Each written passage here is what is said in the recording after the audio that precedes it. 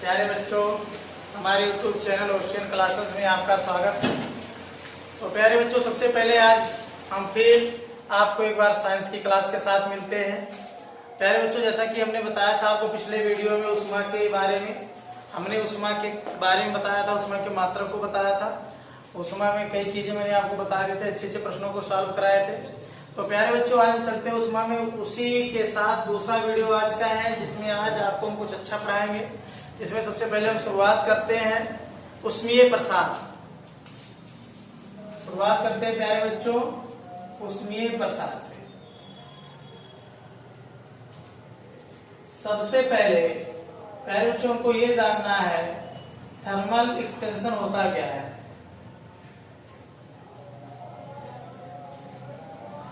Thermal expansion, ऊष्मीय प्रसार होता क्या है। तो जैसा कि प्यारे बच्चों आपको पता है कि सभी प्रकार के जितने भी पदार्थ होते हैं सबको ऊष्मा देने पर उनके अणुओं के बीच की दूरी बढ़ती है। कोई भी पदार्थ हो, अगर उसको हम ऊष्मा देते हैं तो उनके अणुओं के बीच की दूरी बढ़ती है, जिसे हम ऊष्मीय प्रसार के नाम से जानते हैं। जैसा कि प्यारे बच्चों आपको पता है कि सभी पदार्थ को अगर हम ऊष्मा देते हैं तो अणुओं के बीच की दूरी बढ़ेगी। अर्थात कहने का मतलब अलग अलग पदार्थों का ऊष्मीय प्रसार अलग अलग होता है। तो जैसा कि ऊष्मीय प्रसार में हम चलते हैं, सबसे पहले ठोस का ऊष्मीय प्रसार पढ़ते हैं। तो प्यारे बच्चों, जो ठोस का ऊष्मीय प्रसार है, अब ऊष्मीय प्रसार तो आप जान ही गए कि सभी पदार्थों में ऊष्मा देने पर उनके अणुओं के बीच की दूरी बढ़ती है, जिसे हम ऊष्मीय प्रसार कहते हैं। अब हम बात करेंगे ठोस का ऊष्मीय प्रसार। किसका ऊष्मीय प्रसार? ठोस का ऊष्मीय प्रसार।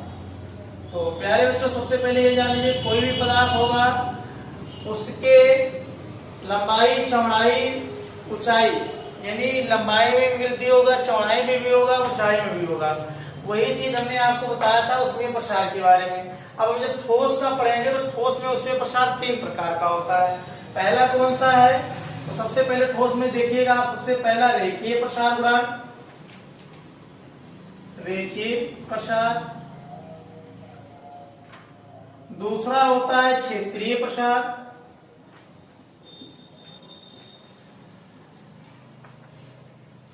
तीसरा होता है आयतन प्रसार। आयतन प्रसार, इसका मतलब क्या है? तो प्यारे बच्चों देखिए, आप लोग को नाम से पता चल गया होगा कि रेखीय, अगर मैं बात करूं जब किसी ठोस के केवल लंबाई में वृद्धि हो, ऐसे प्रसार को हम रेखीय प्रसार कहते हैं। जब किसी ठोस के लंबाई और चौड़ाई दोनों में प्रसार हो, उसे हम क्षेत्रीय प्रसार गुणांक कहते हैं। और जब किसी पदार्थ के लंबाई, चौड़ाई, ऊंचाई तीनों में प्रसार हो, उसे हम आयतन प्रसार कहते हैं। तो प्यारे बच्चों, सबसे पहला प्रश्न यहाँ तक हजारों बार एग्जाम में आ चुका है कि रेखीय प्रसार गुणांक का मात्रक क्या होगा। तो धीरे धीरे करके आपको सारी चीजें जानना है, एक एक करके हम बताते हैं। सबसे पहले शुरुआत करते हैं रेखीय प्रसार गुणांक। इतना आप कॉपी कर लीजिए, इसके बाद देखिए रेखीय प्रसार गुणांक। अब रेखीय प्रसार गुणांक क्या कहते हैं भैया? सबसे पहले देखिएगा, माना किसी धातु के क्षण हो या किसी धातु का तार है, कोई भी वस्तु जिसकी केवल लंबाई में ही वृद्धि हो। जैसे मैंने ले लिया, माना किसी धातु के तार की लंबाई कैपिटल L है, उसमें डेल्टा टी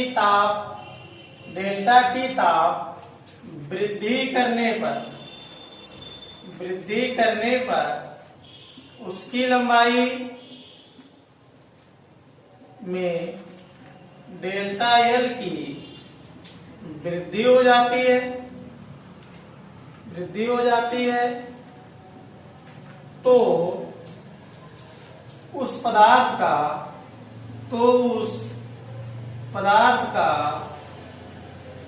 रेखीय प्रसार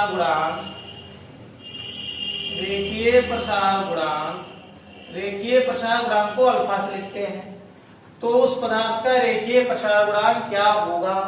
कहने का मतलब क्या था, कोई मान लो एक छड़ था जिसकी लंबाई पहले कैपिटल एल थी। इसमें हम इसके ताप में डेल्टा टी की वृद्धि किए, जिससे इसकी लंबाई में डेल्टा एल की मान लो थोड़ी सी वृद्धि हो गई। तो बताइए कोई भी छड़ हो, किसी पदार्थ की जो छड़ है, इसका रेखीय प्रसार गुणांक कितना होगा।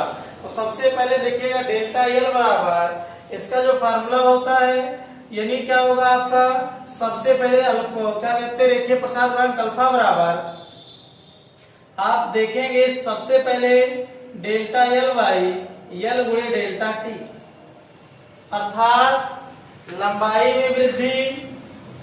सबसे पहले क्या बोलेंगे आप, रेखीय प्रसार गुणांक बराबर लंबाई में वृद्धि बटे प्रारंभिक लंबाई गुणे ताप में वृद्धि। तो प्यारे बच्चों, लंबाई में जो वृद्धि होगी, अगर इसकी लंबाई सेंटीमीटर में रही होगी तो मान लो सेंटीमीटर में वृद्धि हुई है, और इसकी जो प्रारंभिक लंबाई रही होगी ये भी सेंटीमीटर में रही होगी। ताप में वृद्धि डेल्टा टी, इसका जो मात्रक होगा डिग्री सेंटीग्रेड में हुआ होगा, ये इससे कट गया तो इसका मात्रक जो आ गया डिग्री सेंटीग्रेड इनवर्स, अर्थात रेखीय प्रसार गुणांक का मात्रक क्या आ गया प्यारे बच्चों, डिग्री सेंटीग्रेड इनवर्स। और रेखीय प्रसार गुणांक अल्फा बराबर क्या होता है, लंबाई में वृद्धि बटे प्रारंभिक लंबाई गुणे उसके क्या है, ताप में वृद्धि, यानी डेल्टा एल बटे एल गुणे डेल्टा टी। इतनी बातें हमें लगता है आपको अच्छे से समझ में आ गई होगी। आगे चलते हैं, बताते हैं आपको क्षेत्रीय प्रसार गुणांक। अगला लिखिएगा क्षेत्रीय प्रसार गुणांक। प्यारे बच्चों, क्षेत्रीय प्रसार गुणांक क्या होता है, मान लेते हैं किसी धातु मतलब या किसी पदार्थ, या कुछ भी कह सकते हैं आप, किसी धातु का क्षेत्रफल पहले ए है, बाद में उसका जो क्षेत्रफल है उसके क्षेत्रफल में डेल्टा टी की ताप की वृद्धि करने पर उसके क्षेत्रफल में डेल्टा ए की वृद्धि हो जाए, तो क्षेत्रीय प्रसार गुणांक बीटा बराबर क्या होगा। तो प्यारे बच्चों ध्यान से देखिएगा, क्षेत्रीय प्रसार गुणांक काफी इंपॉर्टेंट है, एग्जाम में भी कैसे प्रश्न बनते हैं हम आपको बताने वाले हैं। क्षेत्रीय प्रसार गुणांक बीटा बराबर लिख लीजिए, माना किसी पदार्थ का क्षेत्रफल पहले ए था, डेल्टा टी की वृद्धि की ताप में, ताप वृद्धि की गई तो क्षेत्रफल उसका डेल्टा ए बढ़ गया तो क्षेत्रीय प्रसार गुणांक बीटा बराबर उसके क्षेत्रफल में वृद्धि बटे प्रारंभिक क्षेत्रफल गुणे ताप में वृद्धि। तो प्यारे बच्चों, क्षेत्रफल में वृद्धि उसके डेल्टा ए की हुई और उसके प्रारंभिक क्षेत्रफल ए था, ताप में वृद्धि उसके डेल्टा टी हो गई। तो आपका जो क्षेत्रफल का मात्रक होगा, मान लो वर्ग मीटर होगा या फिर वर्ग सेंटीमीटर, जो भी यूनिट होगा सेम यूनिट दोनों का होगा, ये यूनिट इससे कट जाएगी, बचेगा क्या, इसका मान लेते हैं वर्ग मीटर स्क्वायर बटे वर्ग मीटर स्क्वायर, और इसका हो गया डिग्री सेंटीग्रेड, इससे कट गया, फिर आंसर आ गया डिग्री सेंटीग्रेड इनवर्स, अर्थात क्षेत्रीय प्रसार गुणांक का भी मात्रक क्या हो गया, डिग्री सेंटीग्रेड इनवर्स। प्यारे बच्चों, आई होप आप समझ चुके होंगे क्षेत्रीय प्रसार गुणांक क्या होता है। अगला है आपका आयतन प्रसार गुणांक। आयतन प्रसार गुणांक के बारे में बच्चों ध्यान से सुनिए। मानते हैं किसी पदार्थ का जो आयतन है,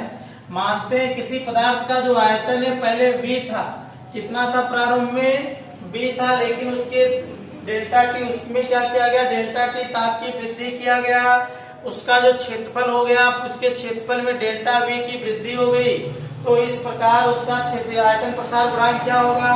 तो देख लीजिए, आयतन प्रसार गुणांक बराबर क्या होता है, आयतन प्रसार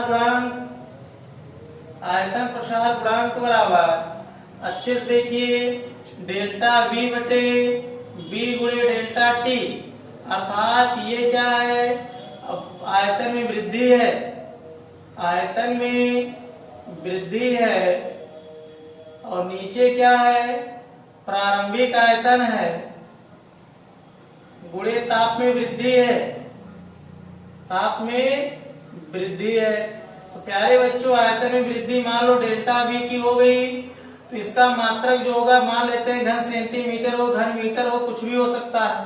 तो सीधी सी बात है प्रारंभिक आयतन भी इसी में होगा और इसका क्या होगा डिग्री सेंटीग्रेड। ये इससे कट गया और इसका आंसर आ गया इतना है। फिर इसको ऊपर ले जाके इनवर्स लगा सकते हैं, अर्थात ऊष्मीय प्रसार गुणांक का जो मात्रक होता है डिग्री सेंटीग्रेड इनवर्स होता है।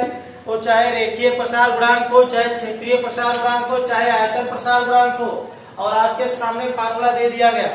प्यारे बच्चों अगर आप लोग चाहेंगे तो इस पे प्रश्न भी अच्छे करवा सकते हैं कि किसी पदार्थ की प्रारंभिक लंबाई इतनी थी, इतनी ताप वृद्धि के बाद इतना उसमें वृद्धि हो गई, तो उसका रेखीय प्रसार गुणांक कितना होगा। किसी प्रकार प्रश्न आएगा, वो फार्मूले में रखोगे तुरंत आंसर आ जाएगा।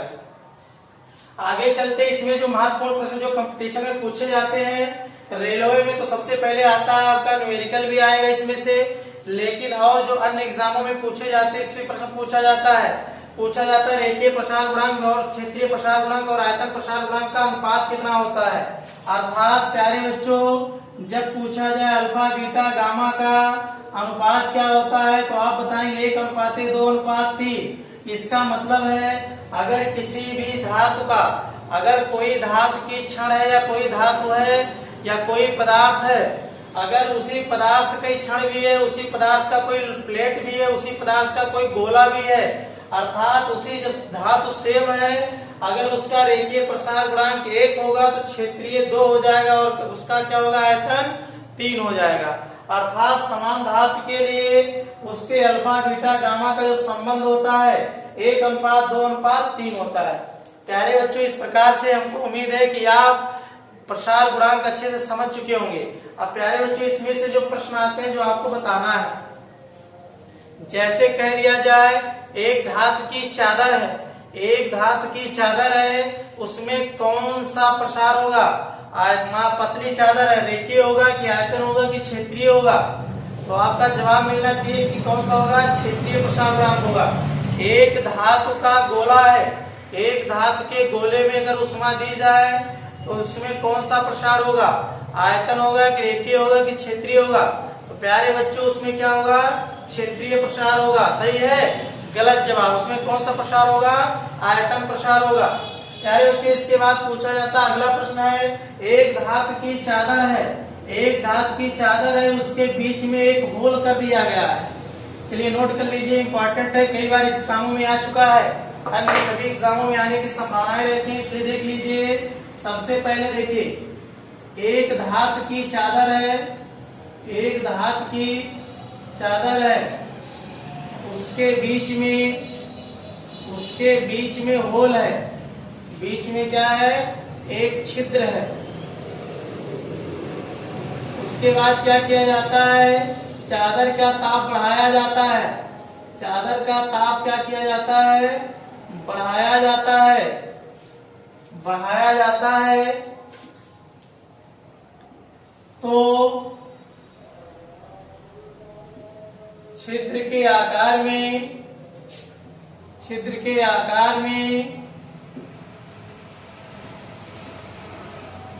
क्या परिवर्तन होगा, क्या परिवर्तन होगा। प्यारे बच्चों आप बताइए, सबसे पहले छिद्र का आकार बढ़ जाएगा, दूसरा घट जाएगा, तीसरा कोई परिवर्तन नहीं होगा,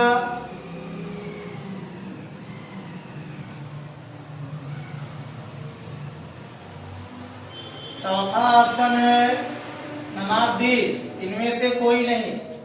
जैसे मैं बना दे रहा हूं, एक लोहे की चादर है, इसके बीच में होल कर दिया हमने। अब इसको हम अलग से ऊष्मा दिए, अर्थात इसको गर्म किए, हीट करने के बाद इसके छिद्र में क्या प्रभाव पड़ेगा, ये छिद्र का जो आकार है ये बढ़ेगा घटेगा, कोई परिवर्तन नहीं होगा। कई बार एग्जामों में आया हुआ है, बच्चे अक्सर इसमें गलती कर जाते हैं। तो प्यारे बच्चों आई होप आप लोग का जवाब सही होगा, कमेंट बॉक्स में जरूर टाइप करिएगा। इस होल का आकार हमेशा बढ़ जाएगा, जब जब इसको ऊष्मा देंगे तब तब ये चादर इसी तरीके से बाहर की तरफ फैलेगी और इसका आकार क्या होगा, बढ़ जाएगा। क्या होगा आकार, छिद्र का आकार बढ़ जाएगा।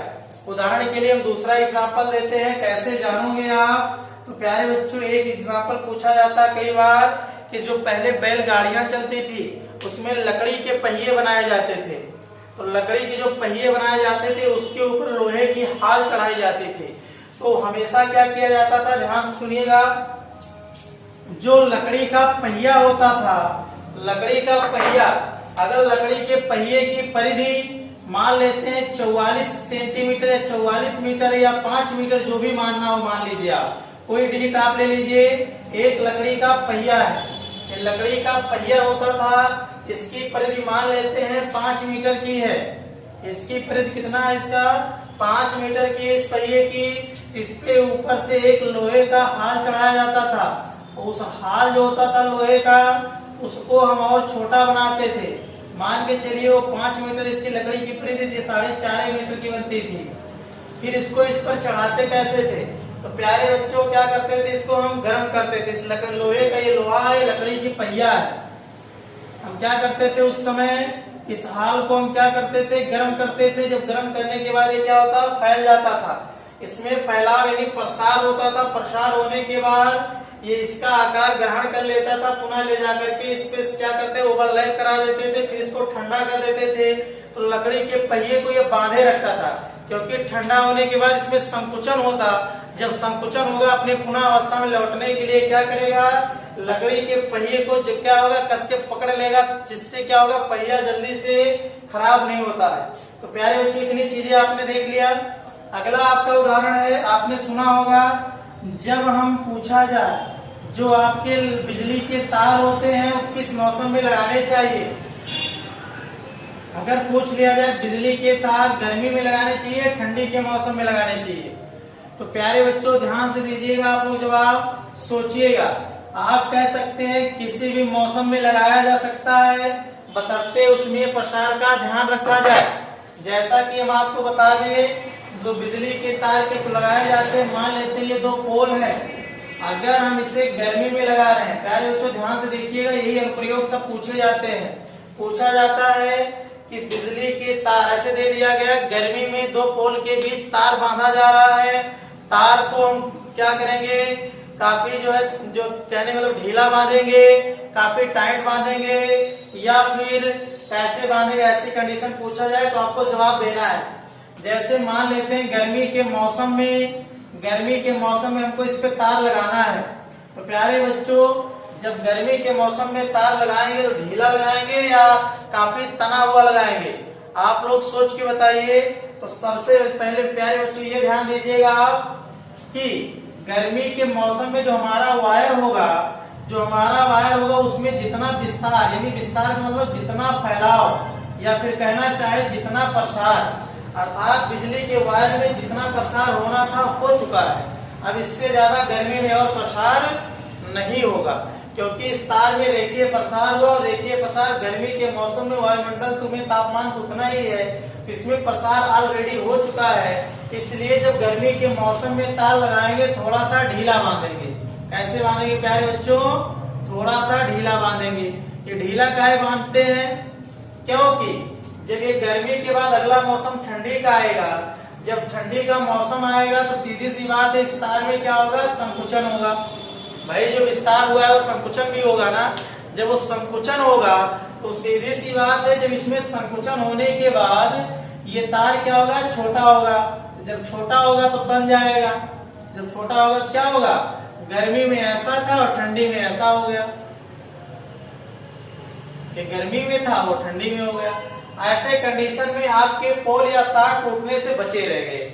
लेकिन सोचो, अगर हम गर्मी में ही इसको तन के लगा दिए होते, नहीं काफी टाइट बांध दिए होते, तो फिर क्या होता, जब ठंडी आती इसमें और संकुचन होता। जब और संकुचन होता तो फिर क्या होती है, तो पोल टूट जाता है या फिर तार टूट जाते। वैसे तो आप लोग ध्यान दिए होंगे कि जब गर्मी में लगाया जाता तो ढीला लगाया जाता, और मान लेते ये ठंडी में लगाया जाए। अगर मान लेते यही पोल कब लगाया जाए, ठंडी में लगाया जाए। ये पोल है और ये ठंडी का मौसम है। अब ठंडी के मौसम में तार में ये वायर है, जितना संकुचन होना था हो चुका है, अर्थात जितना इसमें सिकुड़न होना था हो चुका है। अब इसको जब हम लगाएंगे ठंडी में, जितना ही तन के लगाएंगे उतने फायदेमंद है। क्यों फायदेमंद है? ठंडे में अगर बिस्तर लगा दिए तो काफी अच्छा, क्योंकि जब गर्मी आएगा तो फिर क्या होगा, ये इसमें विस्तार होगा और विस्तार होने के बाद तार ऐसे लटक जाएगा और जिससे क्या होगा, मानव जात के लिए खतरा बना रहेगा। इसलिए ठंडी में जब भी वायर लोग लगाते हैं क्या करेगा, ये तन जाएगा और विस्तार होगा तो इस प्रकार से ढीला हो जाएगा ताकि कोई नुकसान किसी को ना हो पावे, फिर भी तार कहाँ रहे, काफी ऊपर रहे। सपोज करो अगर हम ऑलरेडी ठंडी में ही ढीला लगाए होते, अगर मान लेते हैं ठंडी में इस तरीके से ढीला लगाए होते और जब गर्मी आता तो फिर क्या होता, तार और नीचे चला आता, फिर ऐसे समस्या क्या होता, ऐसे में समस्याएं क्रिएट हो जाती जिससे लोगों के लिए, जनमानस के लिए काफी खतरा बढ़ जाता। तो आई वो कितना समझ चुके होंगे प्यारे बच्चों। ठंडी में अगर वायर लगाए जाएंगे तो कैसे लगाए जाएंगे, काफी तन के लगाए जाएंगे। अगर गर्मी में दो पोलों के बीच वायर बांधे जा रहे हैं तो ढीले बांधे जाएंगे। क्यों? क्योंकि इसमें उसमें प्रसार और उसमें संकुचन होने के कारण ताकि बाद में खतरा ना हो। प्यारे बच्चों अगला एग्जाम्पल है आपका उसमें प्रसार पर। आपने देखा होगा जो ब्रिज होते हैं, आपने देखा होगा ब्रिज के बारे में आपने सुना होगा। अगर ब्रिज के बारे में आपने सुना होगा तो उसके बीच में क्या रखे जाते हैं, आपने देखे होंगे लोहे के बड़े बड़े, जिसे हम गार्डर बोलते हैं। जैसे आपका ब्रिज आपने देखा होगा तो ब्रिज के लिए आपने ऐसे ही बना होता, दो गार्डर, उसमें क्या रखे जाते हैं, गार्डर रखे जाते हैं। और जो गार्डर होते हैं उसे हम क्या करते हैं, केवल एक तरफ कसते हैं, बाकी एक तरफ खुला छोड़ देते हैं।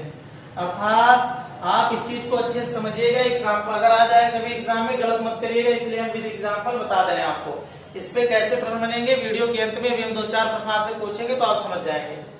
सबसे पहले देखिए जो ब्रिज होता है इसपे जो लोहे के ऐसे गार्डर रखे जाते हैं, एक सिरा गार्डर का तो टाइट कर दिया जाता है, गार्डर का एक सिरा क्या कर दिया जाता है, ऐसे टाइट कर दिया जाता है और एक सिरा बेलन पर रख दिया जाता है। प्यारे बच्चों क्या किया जाता है, उस गार्डर का एक सिरा क्या कर दिया जाता है, टाइट कर दिया जाता है, नट बोल्ट से कस दिया जाता है और दूसरा सिरा क्या किया जाता है, उस पे ऐसे एक बेलन रख दिया जाता है, इसी नुमा एक बेलन रख दिया जाता है। ऐसा किया क्यों जाता है, उसमें प्रसार के कारण। देखिए फिर किस तरीके से संतुलन बनाए रखता है।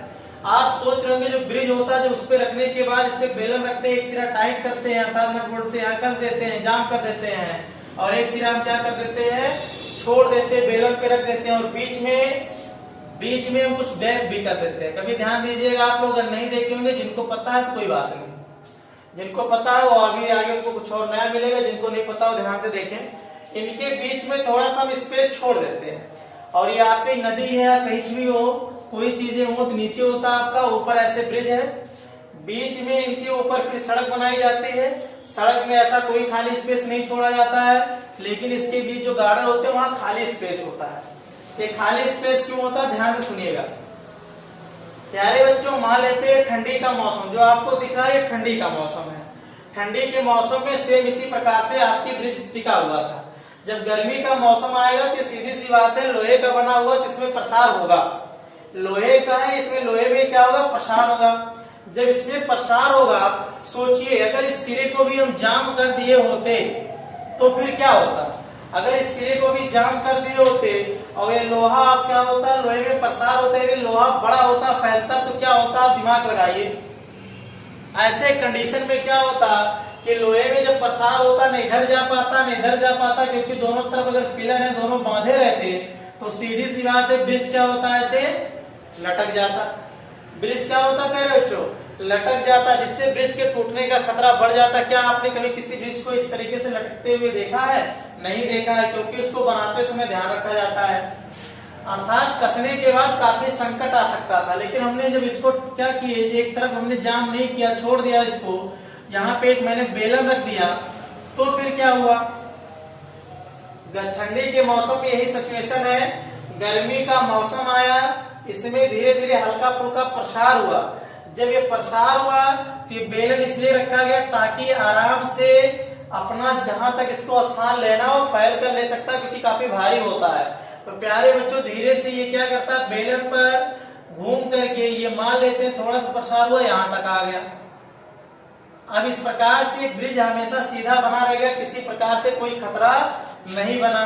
पुनः फिर ठंडी का मौसम आया, जब ठंडी का मौसम आया पुनः इसमें संकुचन हुआ। जब संकुचन होगा तो सीधी सी बात ये छोटा होगा, यानी हल्का फुल्का सिकुड़न होगी। जब हल्का फुल्का सिकुड़न होगी, अगर सोचिए इसको नहीं जाम कर दिए होते तो क्या होता, जाम कर दिए होते तो यही होता है कि गर्मी के मौसम में ब्रिज बनाया गया, ठंडी का मौसम आया और दोनों तरफ इसको जब हम जाम कर दिए और वो अपने आप में संकुचन लोहे में होने लगा, फिर ऐसे में या तो टूट जाता है या पिलर में भी कहने मतलब क्षति होता, यानी ब्रिज टूटने का खतरा बढ़ जाता।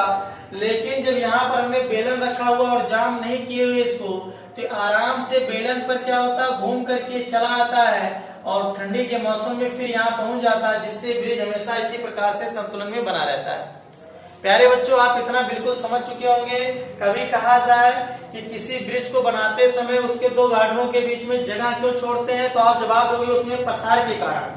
किसके कारण जगह छोड़ते हैं यहाँ पर? उसमें प्रसार के कारण, ताकि उसमें प्रसार हो तो अपना ये निश्चित स्थान ले सके, अन्यथा नहीं तो ब्रिज क्या होगा, टेढ़ा हो जाएगा। इतनी बात आप समझ चुके होंगे। एक एग्जाम्पल बहुत ज्यादा पूछा जाता है, जो मार्केट में मिल रही छोटी मोटी किताबों में भी रखा है कि रेलवे की पटरी को जोड़ते समय बीच में खाली स्थान छोड़ देते हैं, क्यों? ये आपने बचपन से पढ़ा होगा, कक्षा 8 से ही पढ़ा होगा, इसलिए आप बता देते हैं उसमें प्रसार के कारण। बाकी आप इतनी बातें इसको जानते ही होंगे। प्यारे बच्चों, लोहे की पटरियों को क्या करते हैं, जोड़ते समय ट्रेन की पटरियों को खाली स्थान छोड़ देते हैं, बस यही काम के लिए, क्योंकि गर्मी का मौसम आएगा, रेखीय प्रसार होगा, ताकि कोई प्रॉब्लम ना क्रिएट होने पाए। चलिए, इतनी बातें आपने समझ लिया। अब आगे हम बढ़ेंगे। अब चलिए पढ़ाएंगे आपको जल का असामान्य प्रसार। चलिए पहले देखिए दरों में उष्मीय प्रसार। दरों में उष्मीय प्रसार,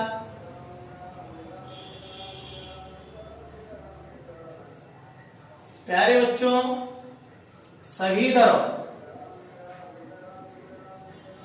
दरों में उष्मा देने पर उसके अणुओं के बीच की दूरी बढ़ती है। उसके अणुओं के बीच की दूरी बढ़ती है। अणुओं के बीच की दूरी बढ़ती है, अर्थात दूसरे शब्दों में जान लीजिए, अर्थात आयतन घटता है।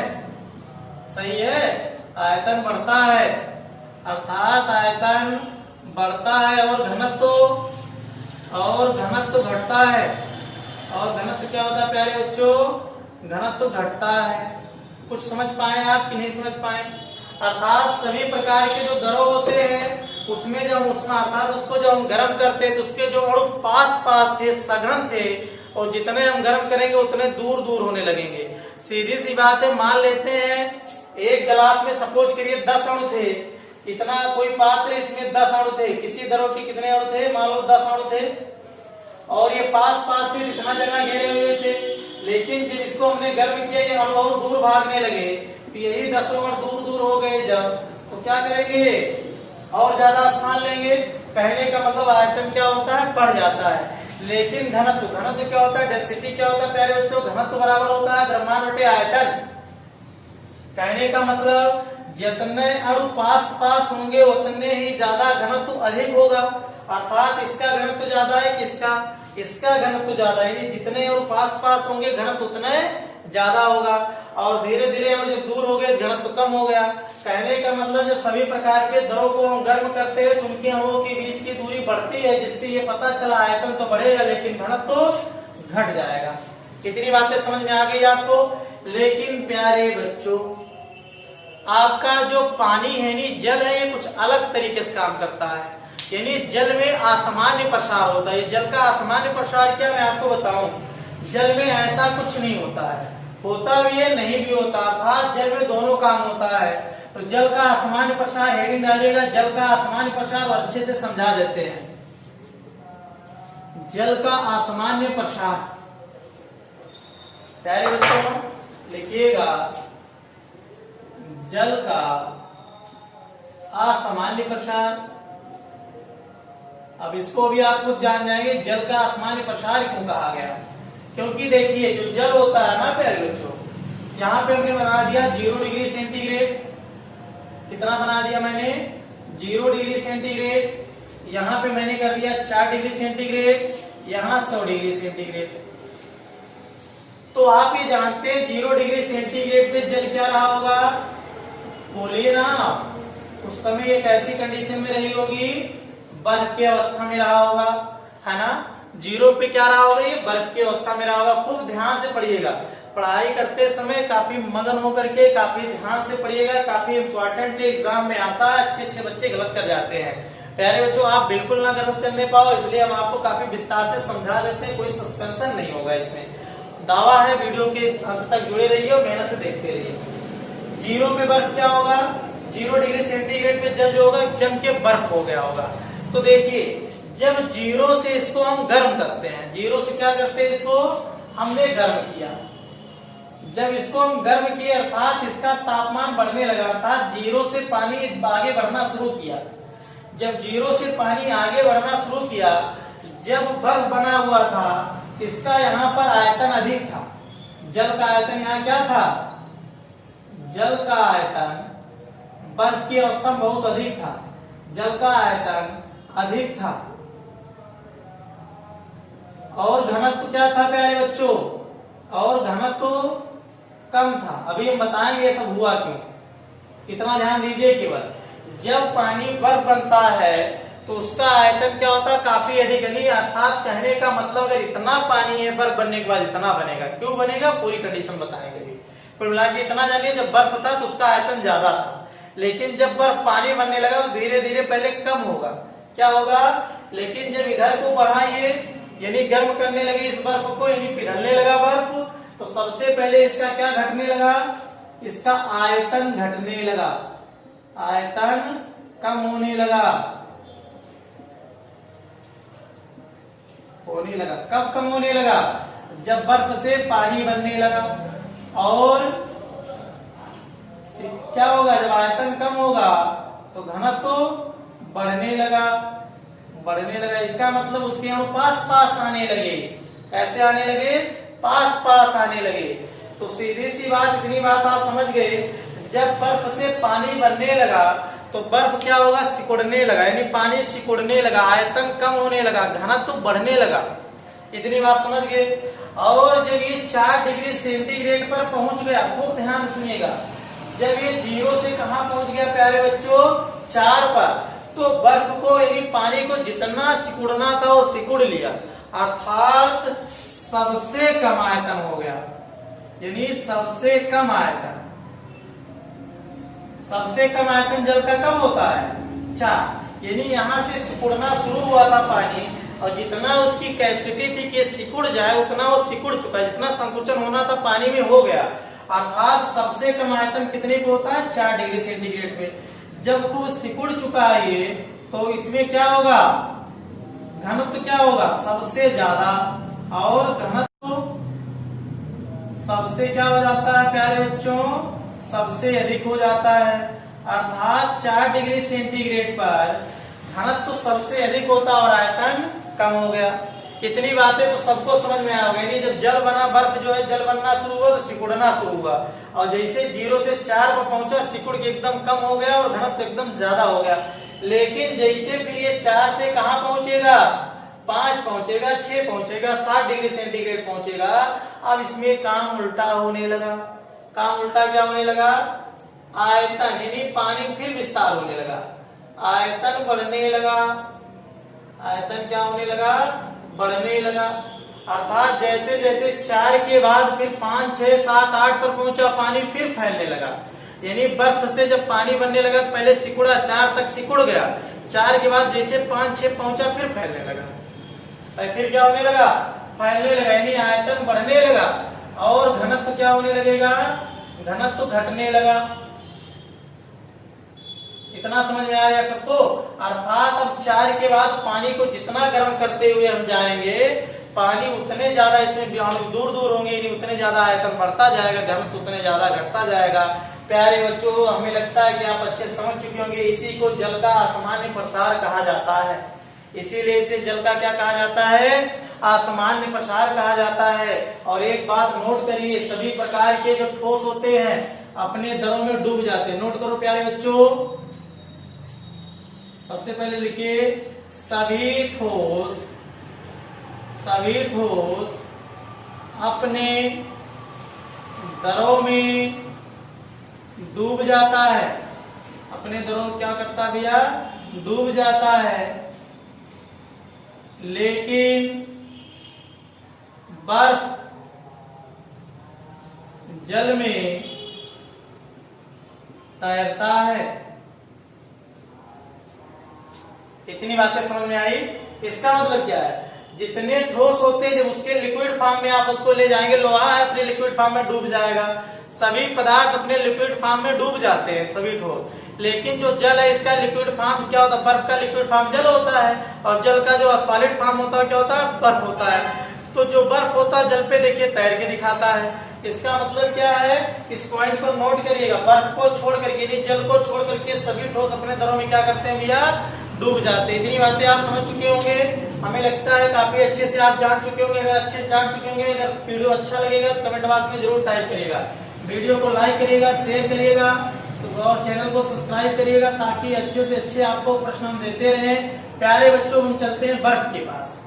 अभी आपको कुछ देर पहले मैंने बताया, बर्फ जो होता है जब जमता है, यानी पानी जब क्या होता है, बर्फ बनता है, तो सीधी सी आपको बताया कि इसका आयतन बढ़ जाता है। क्यों बढ़ जाता है प्यारे बच्चों, सबसे पहले जो जल होता है ना, जल के 6 अणु, जल के कितने अणु, ये जल के छोटे छोटे अणु हैं। जल के 6 अणु मिलकर बर्फ का एक अणु बनाते हैं।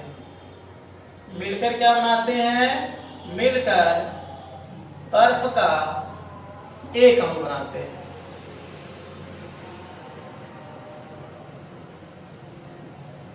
इतनी बातें समझ में आया। जल के 6 अणु मिलकर बर्फ का कैसे अणु बनाते हैं, एक अणु बनाते हैं। अर्थात बर्फ के अणु को अगर देखा जाए, बर्फ के अणु को देखा जाए सूक्ष्मदर्शी की सहायता से, बर्फ का जो अणु होता है वो कैसे होता है, षष्ठभुजाकार होता है। कैसे होता है प्यारे बच्चों, षष्ठभुजाकार, षष्ठभुजाकार होता है। इसका मतलब कि इसका जो आकार होता है वो 6 भुजाएं होती है उसमें। क्यों, क्योंकि बर्फ के जल के 6 अणु मिलकर बर्फ का एक अणु बना होता है। जब ये षष्ठभुजाकार होती है प्यारे बच्चों, तो सीधी सी बात है, जब छोटे छोटे अणु को रखा गया कम स्पेस लिए, जितने बड़े बड़े अणुओं को रखोगे उतने ज्यादा स्पेस लगेगा। यानी ये बर्फ का अणु जब बड़ा हो गया तो इसमें ऐसे रखेंगे तो बीच में कुछ स्पेस बचेगा कि नहीं बचेगा, बीच में जो स्पेस बचता है ये क्या हो जाता है, इसमें क्या भर जाता है, हवा। अर्थात दो बर्फों के अणुओं के बीच में क्या भरा होता है, हवा। और हवा जो होता है प्यारे बच्चों, उष्मा का क्या होता है, कुचालक, कुचालक होता है। हवा जो होता है उष्मा का कुचालक होता है। इसीलिए बर्फ भी उष्मा का क्या हो जाता है, बर्फ भी उष्मा का कुचालक हो जाता है।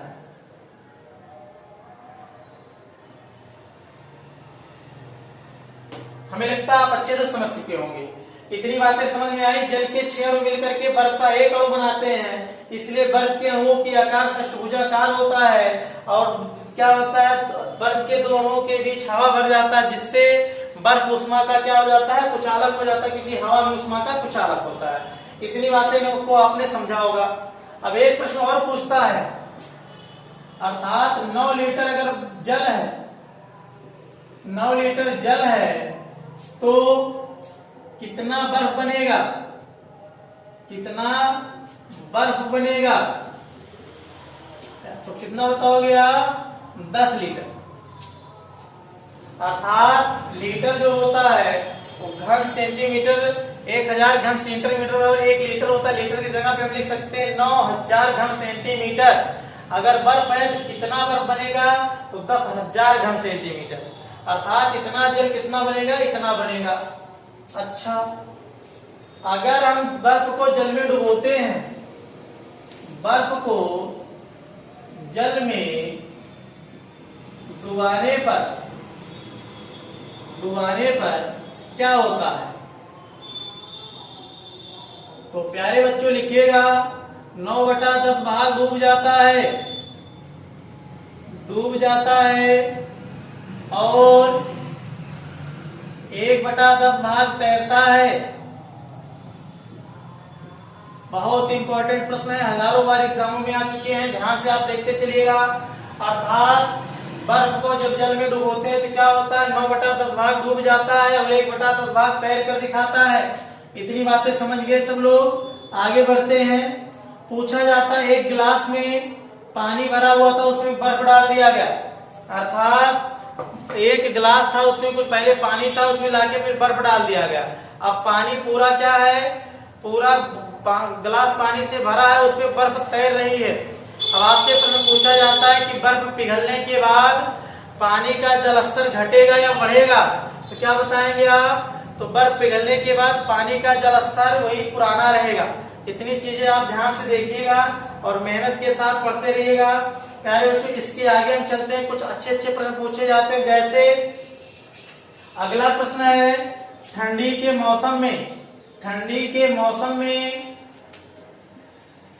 मौसम में झीलों के पानी क्या होते हैं, जम जाते हैं, या तालाब का पानी जम जाता है तो मछलियां कैसे जिंदा रहती हैं? चलिए कॉन्सेप्ट आपको पूरा समझा देते हैं। अगर पूछा जाए ठंडी के मौसम में तालाब का पानी जब जम जाता है तो मछलियां जिंदा कैसे रहती है उसमें, या फिर जो नीचे जीव जंतु पानी में तैर रहे हैं उनको कैसे जिंदा रहते हैं, तो आपको हम सबसे पहले बताएंगे। प्यारे बच्चों ध्यान से देखिएगा। मानते हैं आपका तालाब है, मैंने कल का वीडियो भी आपको लेकिन देखना पड़ेगा इसको समझने के लिए, के लिए। तो देखिएगा, सबसे पहले ये आपका तालाब है, ये आपका क्या है, तालाब है। अब इतनी चीजों को आपको अच्छे से देखना होगा। तालाब में पानी भरा हुआ था, ठंडी का मौसम आया। अब ठंडी के मौसम के बाद आप ध्यान देंगे, यहाँ पर ये ठंडी का मौसम आ गया। अब इसमें क्या हुआ कि धीरे धीरे इसका मान लेते हैं पूरा शुद्ध जल का तापमान, मैंने कल बताया था, शुद्ध जल का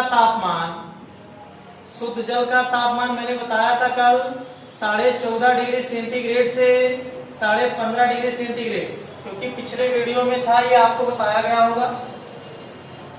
तो सबसे पहले मानते हैं इसका तापमान 15 डिग्री सेंटीग्रेड था। ठंडी का मौसम आया, ठंडी बढ़ने लगा। जब ठंडी बढ़ने लगा तो यहाँ पर क्या हुआ, यहाँ का तापमान नीचे का 15 था, ये मान लेते 10 पहुंच गया। कितना पहुंच गया, 10। तो बताइए 15 डिग्री सेंटीग्रेड से, जब 15 डिग्री सेंटीग्रेड, अभी पिछला वाला नियम देखना होगा, 15 डिग्री सेंटीग्रेड से जल जब 10 डिग्री सेंटीग्रेड पर आएगा तो क्या होगा, तो आप कहेंगे आयतन घट जाएगा। इस पर आयतन क्या होगा, कम होगा। आयतन कम होने का मतलब पानी संकुचित होगा। जब पानी संकुचित होगा अर्थात पानी भारी होगा। पानी क्या होगा, भारी होगा। तो 10 वाला कहाँ चला आएगा, नीचे। 10 डिग्री सेंटीग्रेड वाला नीचे चला आया और 15 वाला कहाँ गया, ऊपर चला गया। इतनी बातें समझ में आई सबको। ये 10 वाला नीचे आ गया और 15 वाला कहाँ चला गया, ऊपर। इसी प्रकार से पूरे फिर यहाँ 15 वाला भी ठंडी, इसको भी ठंडी लगी और ये भी क्या हो गया, 10 हो गया। फिर इसका तापमान और गिरने लगा, 10 के बाद 8 होने लगा। जब 8 वाला क्या हुआ, फिर पानी भारी हुआ, नीचे आ गया और 10 वाला ऊपर गया। फिर ये भी ठंडी पाया, पूरे तालाब का पानी 8 हो गया। फिर 5 हो गया, फिर ये 5 वाला भारी हुआ, नीचे चला आया। फिर 10 वाला ऊपर चला गया। इसी प्रकार से पानी आता जाता रहेगा। एक समय ऐसा आएगा पूरे पानी, यानी पूरे तालाब के पानी का तापमान कितना हो जाएगा प्यारे बच्चों, 4। एक समय ऐसा आएगा पूरे तालाब के पानी का तापमान कितना हो जाएगा, 4 डिग्री सेंटीग्रेड। कैसे, जब पानी कम होता गया तापमान तो भारी हुआ, नीचे गया, नीचे का ऊपर आया हल्का होकर के।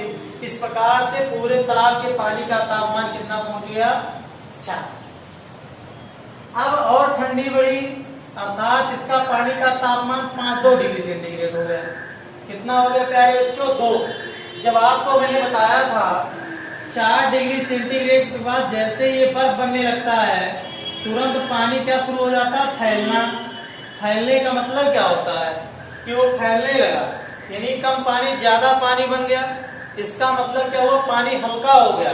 जब पानी हल्का हो गया तो ये कहाँ रह जाएगा, 2 डिग्री सेंटीग्रेड वाला ऊपर, नीचे नहीं आ पाएगा, क्योंकि ये वाला पानी भारी और ये क्या है, हल्का। क्योंकि 4 डिग्री सेंटीग्रेड पर पानी सबसे ज्यादा भारी होता है। चलिए, अब इसी प्रकार से ऊपर के पूरा तापमान कितना हो गया, 2 डिग्री सेंटीग्रेड। नीचे का तापमान कितना रहेगा, 4। ऊपर का नीचे नहीं आ पाएगा। और ठंडी बढ़ी तो ऊपर का तापमान कितना हो गया, 0 डिग्री सेंटीग्रेड हो गया। और ऊपर का पानी क्या बन गया, पूरा बर्फ। ऊपर का पूरा पानी क्या बन गया, बर्फ बन गया। लेकिन नीचे का तापमान कितना है, 4 डिग्री सेंटीग्रेड। अब फिर उसके बाद भी ठंडी बढ़ी तो आप जानते हैं बर्फ जो होता है उष्मा का क्या होता है, बर्फ उष्मा का कुचालक होता है। बर्फ उष्मा का क्या होता है प्यारे बच्चों, कुचालक। ना तो नीचे की गर्मी बाहर जाने देगा, ना तो बाहर की गर्मी नीचे आने देगा। इस प्रकार से ऊपर के तालाब के ऊपर का पानी तो क्या हो गया, जम चुका है। ठंडी के मौसम में तालाब का पानी क्या होता है, यहाँ लिखना था जम जाता है, जम जाता है। ऊपर का पानी तो जम के बर्फ बन गया, लेकिन नीचे का पानी क्या है, 4 डिग्री सेंटीग्रेड। और आराम से यहाँ पर नीचे के जो जितने भी जीव जंतु हैं इसमें पड़े रहते हैं। जितने भी जीव जंतु हैं इसमें क्या होते हैं भैया, पड़े रहते हैं। इतना आयु को आप अच्छे से समझ चुके होंगे। फिर आगे हम बताते हैं आपको कुछ कॉन्सेप्ट और, जैसे गुप्त उष्मा का कॉन्सेप्ट, विशिष्ट उष्मा, ये सारी चीजें आप सीख लेंगे।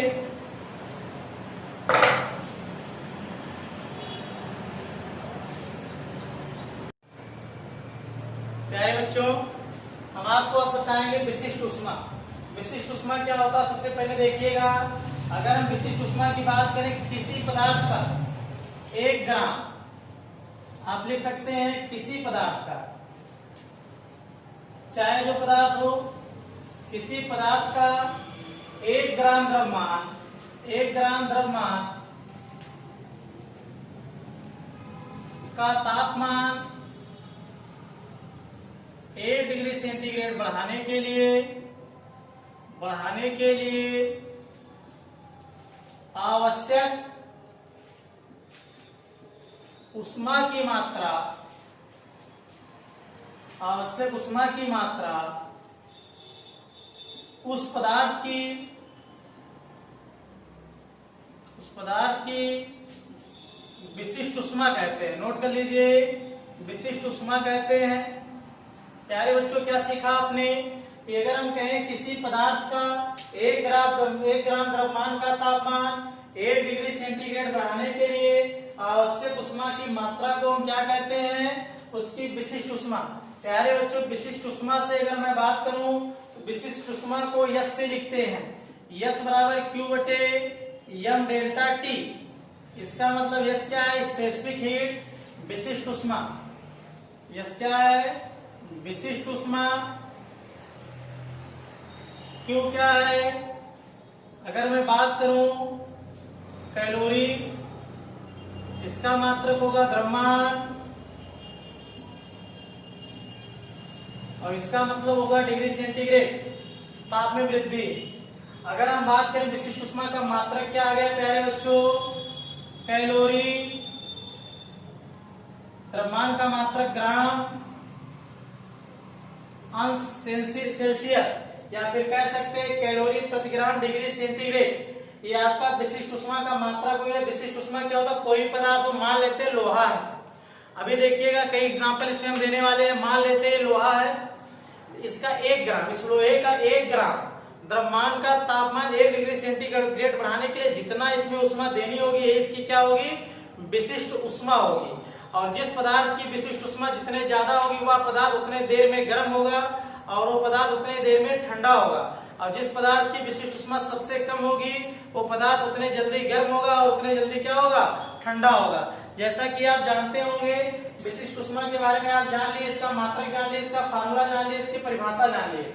अब हम कुछ चीजें इसके एग्जाम्पल में बताते हैं, विशिष्ट उष्मा किसका कितना होता है।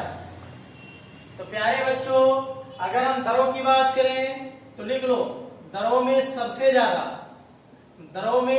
ज्यादा विशिष्ट उष्मा जल की होती है। किसकी होती है, जल की होती है। और अगर हम अगला पॉइंट करें, गैस में सबसे ज्यादा तो आप बताएंगे हाइड्रोजन की होती है। अगर ऐसे हम बात करें तो ऐसे करें, गैस इधर चलिए, गैस, द्रव ठोस। अगर इन तीनों पूछे सबसे ज्यादा विशिष्ट ऊष्मा किसकी होती है प्यारे बच्चों, सबसे ज्यादा विशिष्ट ऊष्मा गैस की होगी, फिर किसकी होगी, द्रव की होगी, और फिर किसकी होगी, ठोस की होगी। आपने मेन पॉइंट यही एग्जाम में आने वाले प्रश्न है, ध्यान से सुनिएगा। अगर मैं पूछूं जितने भी लिक्विड फॉर्म में आप देखते हैं, जितने भी द्रव देखते हैं, उसमें सबसे ज्यादा विशिष्ट ऊष्मा किसकी होगी, तो आप किसकी बताओगे, द्रव यानी किसकी बताओगे, जल की बताओगे। जल की एक होती, बर्फ की आधी होती, भी हम बताएंगे विशिष्ट ऊष्मा किसकी कितनी कितनी होती है। तो प्यारे बच्चों देखिएगा, द्रव में सबसे ज्यादा विशिष्ट ऊष्मा होती है किसकी, जल की, और गैस में सबसे ज्यादा किसकी होती है, हाइड्रोजन की। अगर ऐसे बात करें ठोस द्रव गैस में सबसे ज्यादा विशिष्ट ऊष्मा किसकी होती है, तो आप बताएंगे गैस की सबसे ज्यादा, फिर उसकी तुलना में क्या, उसकी तुलना में थोड़ा सा कम द्रव की होती है, और सबसे कम किसकी होती है, ठोस की। अर्थात हम पूछें कि सबसे ज्यादा विशिष्ट ऊष्मा किसकी होगी, तो आप बताओगे हाइड्रोजन गैस की होती है, और द्रव में किसकी होती है, जल की होती है। इसीलिए प्यारे बच्चों कूलेंट के तौर पर जो हमें आसानी से उपलब्ध होता है, जिसका नाम है, देखिए हाइड्रोजन जो होता है विस्फोटक होता है। हाइड्रोजन जो होता है, हाइड्रोजन गैस क्या होता है, विस्फोटक होता है, इसलिए इसका इस्तेमाल तो कहीं करते नहीं है, लेकिन क्योंकि इसका संग्रहण करना हमारा काफी कठिन है, हाइड्रोजन का संग्रह करना काफी कठिन है, क्योंकि एक विस्फोटक गैस है और ये ईंधन के रूप में भविष्य का ईंधन साबित हो सकता है। थोड़े से हाइड्रोजन में काफी ज्यादा हमें वाहन चलाया जा सकते हैं, काफी भारी मशीनों को चलाया जा सकता है, लेकिन इसका भंडारण करना कठिन है, इसीलिए आजकल इसका प्रयोग बिल्कुल नहीं होता। फ्यूचर का ये क्या है, आपका ईंधन है। अब बात आ गई लिक्विड फॉर्म में कौन सा उपलब्ध होता है आसानी से, में जल। इसीलिए चाहे जहां देखिए आप कूलेंट के तौर पे हम किसका प्रयोग करते हैं, जल का ही प्रयोग करते हैं, चाहे गाड़ी हो, चाहे जो आपका कोई प्रशीतक हो, रेफ्रिजरेटर हो, या बड़े बड़े जो कूलेंट के तौर पे लगे हुए हैं वहां पे अमोनिया गैस का प्रयोग करते हैं। लेकिन आपका विशिष्ट ऊष्मा जल का, अगर आपसे कोई पूछे कि गाड़ियों के रेडिएटर में हम जल का प्रयोग क्यों करते हैं, उसको ठंडा रखने के लिए, तो आप बताएंगे कि जल का विशिष्ट ऊष्मा सबसे ज्यादा होता है, और जिसकी विशिष्ट ऊष्मा जितने ज्यादा होगी वो उतने देर में गर्म होगा और उतने देर में ठंडा होगा। इतनी बातें प्यारे बच्चों समझ गए। अब एक प्रश्न आपसे और पूछते हैं। अब इसमें से काफी अच्छे अच्छे प्रश्न बनते हैं, तो आपका थोड़ा वीडियो तो लंबा होगा, लेकिन हम सोच रहे हैं आपको अच्छे से बता दें। सबसे पहले देखिए विशिष्ट ऊष्मा से आने वाले प्रश्न। अगर प्यारे बच्चों पूछा जाए कि कहां पर तापांतर ज्यादा होगा, मतलब 4 शहर दे दिया जाए और वहां पूछा जाए कहां पर तापांतर ज्यादा होगा। अब आप लोग हो सकता है ना समझ पाए हो, कुछ बच्चे समझ चुके होंगे, जो बच्चे नहीं समझ पाए तो देखिए प्रश्न को पढ़िए और समझिए। क्वेश्चन है आने वाले कि लिखिए कहां पर तापांतर ज्यादा होगा।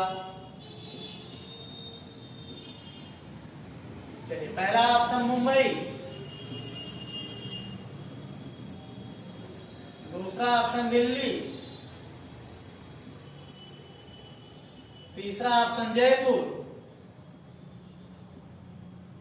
चौथा ऑप्शन लखनऊ। चलिए दूसरा मैंने दे दिया क्वेश्चन नंबर 2, ये छोटा सा लिख देते हैं क्योंकि नीचे कुछ बताना भी है। कहां पर तापांतर सबसे कम होगा। चलिए ऑप्शन ये ऊपर वाला, उसी में से जवाब आपको देना है। चलिए प्यारे बच्चों, ये तापांतर का मतलब शायद आप नहीं समझ पाए होंगे।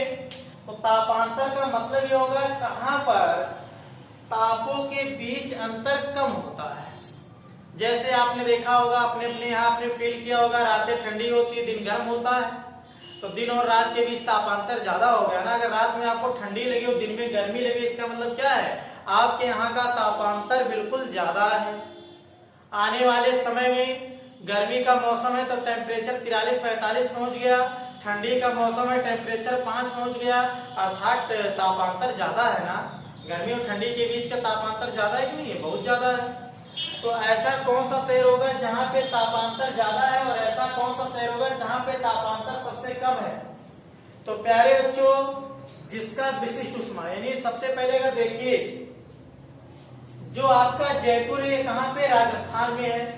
जयपुर कहां पे प्यारे बच्चों, राजस्थान में है। तो हम 3 चीज लेते हैं और आपने प्रैक्टिकली किया होगा, मिट्टी, फिर लेते हैं हम आपका बालू,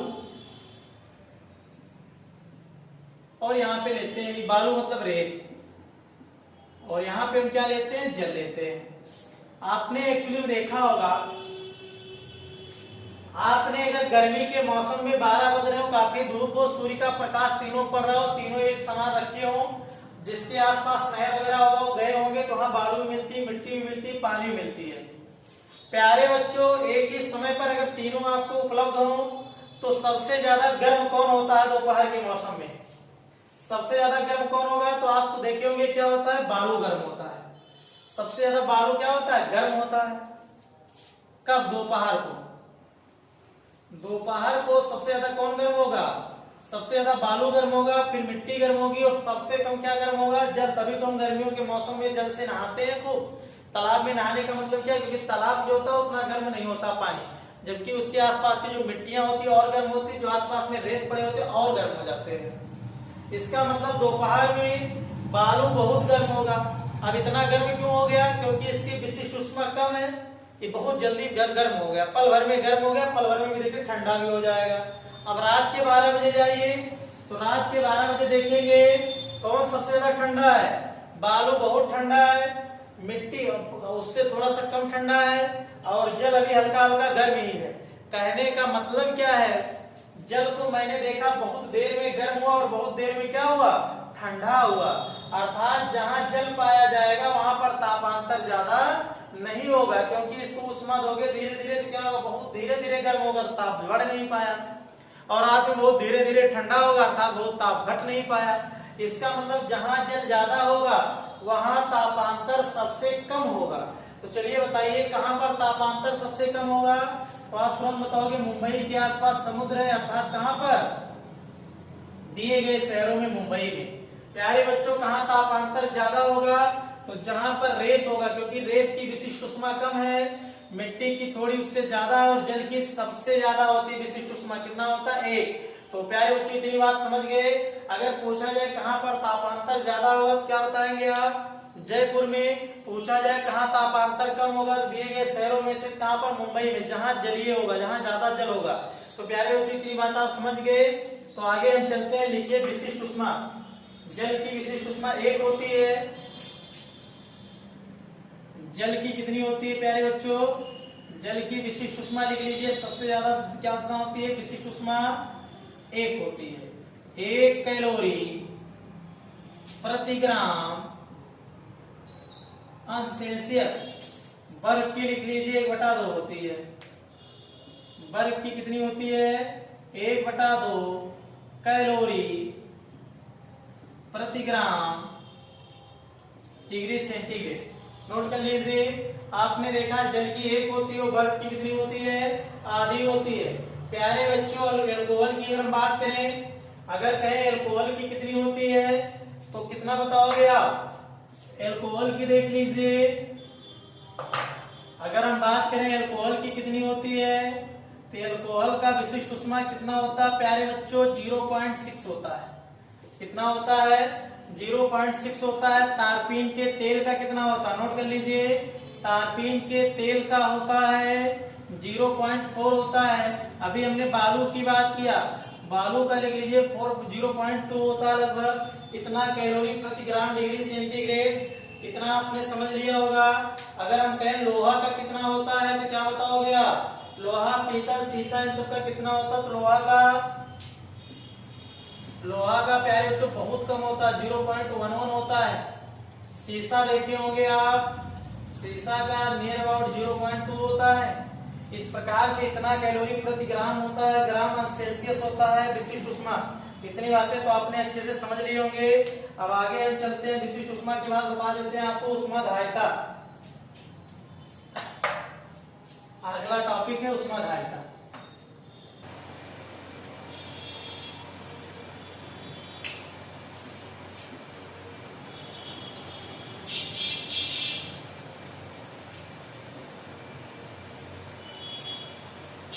प्यारे बच्चों, अगला टॉपिक है थर्मल कैपेसिटी, अर्थात ऊष्माधारिता। अगर हम ऊष्माधारिता की बात करें, ऊष्माधारिता किसे कहा जाता है? तो प्यारे बच्चों, कोई भी पदार्थ हो, तो चाहे 1 किलोग्राम हो, चाहे कुंटल हो, चाहे 2 किलोग्राम हो, चाहे जितनी भी मात्रा हो, अर्थात जो पदार्थ है उसकी मात्रा चाहे जितनी भी हो, और उसे पूरे का तापमान 1 डिग्री सेंटीग्रेड, अर्थात लोहा है, लोहा 1 किलो है तो उसका तापमान पूरा बढ़ाने के लिए, 2 किलो है तो उसका तापमान बढ़ाने के लिए, अर्थात किसी पदार्थ के संपूर्ण भाग का तापमान 1 डिग्री सेंटीग्रेड बढ़ाने के लिए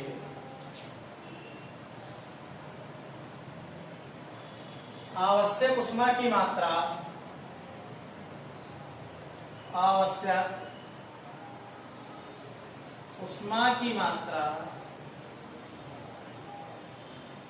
उष्माधारिता कहलाता है।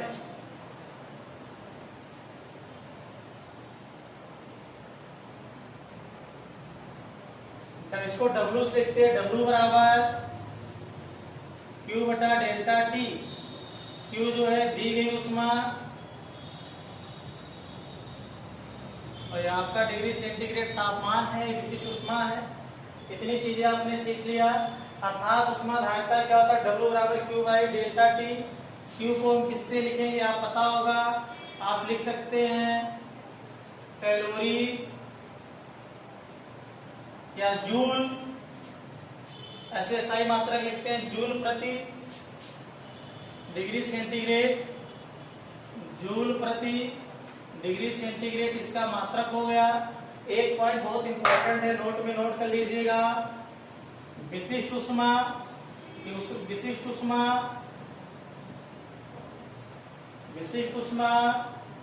पदार्थ की प्रकृति पर निर्भर करता है,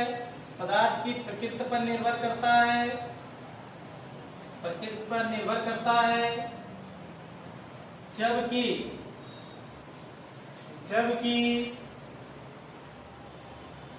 उष्माधारिता पदार्थ की द्रव्यमान पर निर्भर करता है।